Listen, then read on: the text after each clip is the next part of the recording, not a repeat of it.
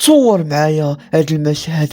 انت في واحد القاعة كبيرة عامرة بالناس، كل شي غارق في التفكير ديالو، ولكن فجأة كيدخل واحد الشخص عينيه كتلمع، خطة ثابتة وكأنه كيعرف وجهته بلا تردد. الناس كلهم كتجذبهم الأنظار ديالو، ولكن راه ما دار حتى مجهود إضافي. السؤال اللي كيطرح نفسه هنا، شنو السر ديالو؟ شنو داكشي اللي كيميزو على الناس الاخرين؟ الجواب بسيط ولكن العميق: ثقة بالنفس.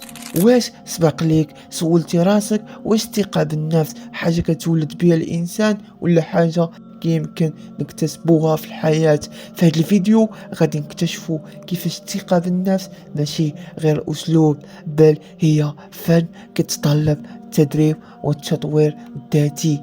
فكرة الأولى: ثقة قوة هادئة لما كتحتاج تبرير. الثقة الحقيقية هي فن الهدوء الداخلي، ماشي غير تباهي ولا أنك كتحاول تبان أحسن من الناس آخرين. الشخص واثق ماشي خصو يقول الناس شوفوني أنا قوي، حيث القوة ديالو باينة في التصرفات. هو الشخص اللي كيهدر قليل ولكن كلامه كيضرب بعمق. ورا هذا النوع ديال الثقة واللي كيخلي الناس يقيموك بلا ما تحاول ترضيهم.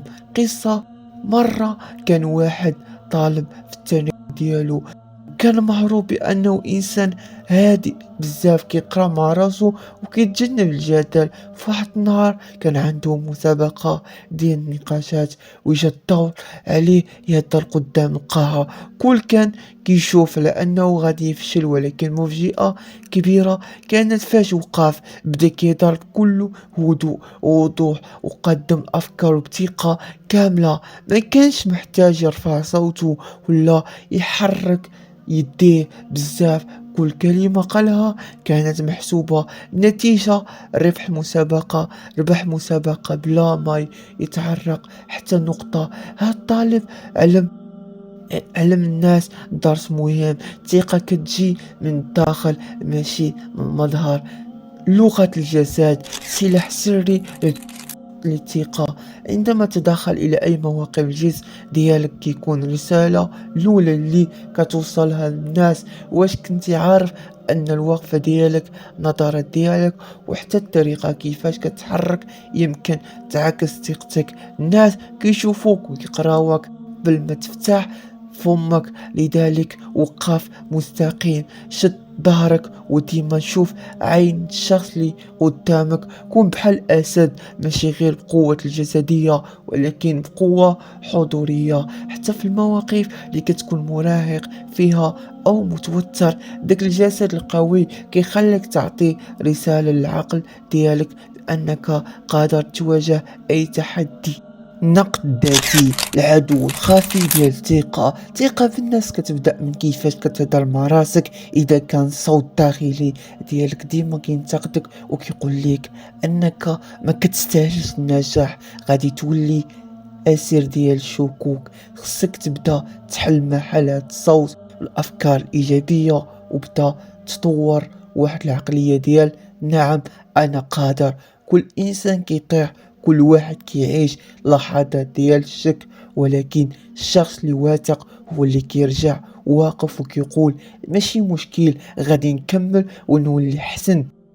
نجاحات صغيرة التاريخ للثقة كبيرة. حياتك ما كتبينش بالنجاح واحد كبير بلا بسلسلة ديال نجاحات صغيرة. كل نهار فاش كتقوم بشي حاجة وتنجح فيها كتزيد ترسخ الثقة في راسك. حاول تكون عندك لائحة صغيرة ديال أهداف يومية، وحتى إذا كانوا بساطين، بحال تقرا صفحة من كتاب ولا تمشي تمارس رياضة لمدة 15 دقيقة. هاد الإنجازات كيبنيو ليك واحد الإحساس بالإنجاز واللي كيأثر مباشر على الثقة ديالك. الثقة بالنفس هي شي حاجة كتشبها بالوقت والممارسة. كل خطوة صغيرة كنقوم بها كتزيد تقربك من نسخة الأفضل من نفسك. إلى بديتي اليوم تولي واعي بالتفكير ديالك واللغة الجسد ديالك وكيفاش كتواجه النقد الذاتي. غادي تلقى راسك كتعيش الحياة بقوة ديالك، شخص اللي داخل ديك القاعة وعارف راسو قائد ديال حياته. فاش غادي تبدا رحلتك نحو الثقة بالنفس؟ إذا وصلت هنا ما تنساش متابعة ولايك وبارطاج باش نزيد نعطي